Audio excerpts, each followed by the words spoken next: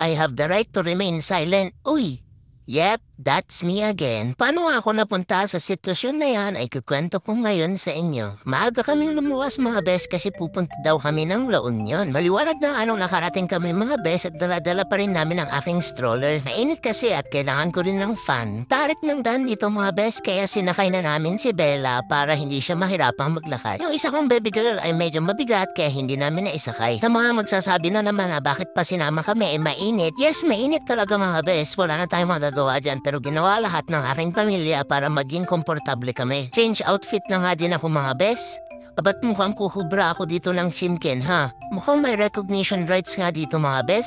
Ay baka mapagkamal na kong guest of honor dito sa suot ko. Uy, ito nga yung isa kong baby girl mga bes. Kantong-kantong siya ni Mama Lola. Mayat maya ay nag-start na sila.